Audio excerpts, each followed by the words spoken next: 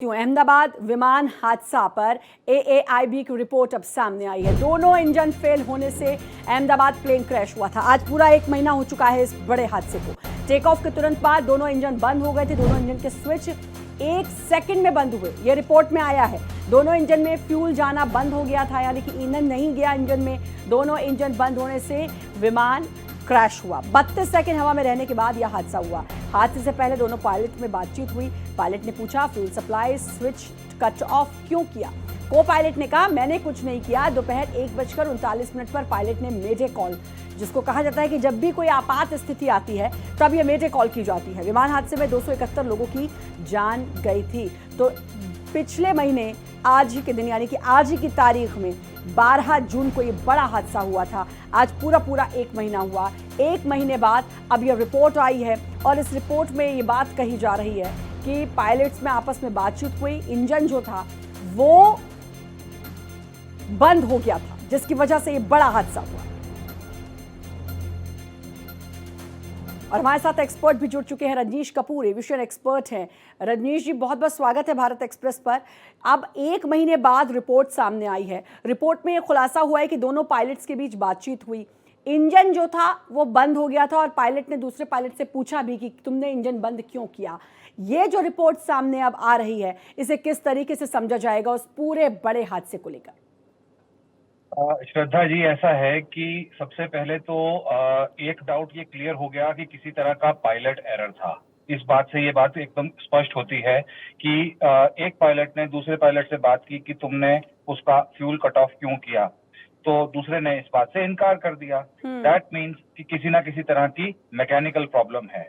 Mechanical problem है तो हम इसको इस तरह से ले सकते हैं कि विमान की मेंटेनेंस को लेके कोई प्रॉब्लम हो सकती है, या तो कोई पार्ट डिफेक्टिव था या फिर किसी तरह का और इसमें उपकरण फेलियर हुआ। अब देखिए, जैसे कभी किसी की अचानक मृत्यु हो जाती है हॉस्पिटल के अंदर, तो डॉक्टर्स ये बोलते हैं मल्टीपल ऑर्गन फेलियर।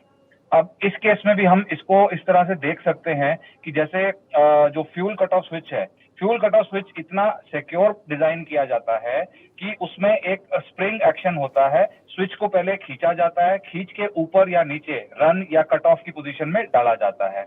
और उसी तरह इसका रैट जो है, जो रैम एयर टर्बाइन जिसको कहते हैं, वो डिप्लॉय हो गया था, जो कि नजर आ रहा है। वो इतनी आसानी से डिप्लॉय नहीं होता है। वो ऑटोमेटिकली तभी डिप्लॉय होगा जब इंजन फेलियर होंगे, या विमान थोड़ी सी अगर मान लीजिए 1000 फीट की ऊंचाई पे भी होता और उस केस में रैट डिप्लॉय होता, तो उसमें इतनी पावर जनरेट हो जाती है कि विमान को सुरक्षित वापस लैंड कराया जा सकता है।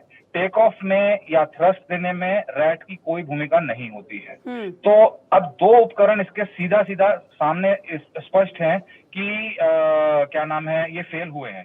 तो कहीं ना कहीं बोइंग पे सवाल उठेगा। बोइंग विमान की इसमें रखरखाव देखिए, सबसे बड़ी बात अब इस रिपोर्ट के आने के बाद रजनीश जी यही उठ रही है, क्योंकि बोइंग पर पहले भी सवाल उठा था। बोइंग किस तरह के विमान दे रही है, इस पर बहुत बड़ा सवाल उठ रहा है। और आपने कहा कि कोई टेक्निकल फॉल्ट, लेकिन जब भी कोई, क्योंकि आप एविएशन एक्सपर्ट हैं, जब भी कोई विमान उड़ान भरता है उससे पहले वो सारे terms and condition, dos and don'ts, इन सब का ख्याल रखा जाता होगा बाकायदा। उसके बाद ही एक विमान को परमिशन मिलती है कि अब ये उड़ान भरने के काबिल है और इसमें उड़ान भरी जा सकती है। तो अगर कुछ ऐसी चूक हुई है जो टेक्निकल एरर कहा जाएगा, तो वो तो फिर बहुत बड़ी गलती मानी जाएगी और उससे ये समझा जाएगा कि ये कहीं ना कहीं लापरवाही है। तो क्या वहां पर कोई चूक हुई है, या फिर जिसका आपने जिक्र किया बोइंग, क्योंकि बोइंग पर पहले भी सवाल उठ चुके हैं? बिल्कुल सही बात कही आपने। मैं इसमें यहाँ पे ऐड करके अपने दर्शकों को ये बात बताना चाहूंगा कि जो भी प्री फ्लाइट चेकअप्स होते हैं, जो भी विमान की मेंटेनेंस रिलेटेड सारी चीज है, एयर इंडिया के केस में एयर इंडिया इंजीनियरिंग सर्विसेज इसकी जिम्मेदारी लेता है। और ये दर्शकों को जान के अचंभा होगा कि ये आज भी टाटा के पास नहीं है, ये भारत सरकार के पास ही है। तो दैट मीन्स अगर लापरवाही हुई है और मेंटेनेंस पॉइंट ऑफ व्यू से अगर मान लीजिए कि किसी एक पुर्जे में कोई खराबी पाई गई है, तो टेक्नीशियन है, टेक्नीशियन के ऊपर इंजीनियर है, इंजीनियर के ऊपर डीजीसीए है, ऐसे 4-5 परतों के टेस्ट किए जाते हैं जो कि प्री फ्लाइट चेक्स होते हैं। किस आदमी ने लापरवाही करी है, ये बहुत गंभीर समस्या है। इसको बिल्कुल इसकी तह तक जाना पड़ेगा, पूरी जांच की जानी चाहिए, कौन जिम्मेदार है। प्लस जब भी कभी ऐसे हादसे होते हैं तो हम किसी पे आरोप नहीं लगा सकते, हम सिर्फ ये कह सकते हैं कि आगे की जो हादसे हैं वो किस तरह रुक जाएं। तो बोइंग 100% शक के घेरे में है। बोइंग का आपको पता है, बोइंग का एक जॉन बार्नेट करके इंजीनियर था जिसने 30 साल बोइंग में नौकरी करी और उसने इसमें कमी पाई, फिर वो विसल ब्लोअर बना और उसने फिर अपनी ही कंपनी के खिलाफ आवाज उठाई। जिस दिन उसकी पेशी थी उससे एक आध दिन पहले कार पार्किंग लॉट में वो मृत पाया गया। तो अब बोइंग जैसी इतनी बड़ी कंपनी है, अपनी लापरवाही या अपने खराब पुर्जों की बात है, कुछ जो भी उसकी लापरवाही है उसको कभी सामने आने नहीं देगी। अब हमारे देश के अंदर हमें इस बात का पॉजिटिव है कि हमारे यहाँ पे बिल्कुल ईमानदारी से और सच्चाई से जांच हो, इस बात की हमें उम्मीद रखनी चाहिए कि हमारे देश के तेजस्वी प्रधानमंत्री लेकिन हैं, मैं वो आपकी बिल्कुल बात सच समझ तक रही हूँ जाएंगे। कि अब इसमें आरोप किसी पर नहीं लगाया जा सकता, लेकिन दो तीन चीज़ें हैं। बड़ी तड़के सुबह सुबह ये रिपोर्ट आई है, आज पूरा इस हादसे को हुए आज 1 महीना हुआ है। पिछले महीने 12 जून को ये बड़ा हादसा हुआ था। किस तरीके से पूरा देश सदमे में आ गया था और देश ही नहीं पूरी दुनिया के लिए बहुत बड़ा हादसा था।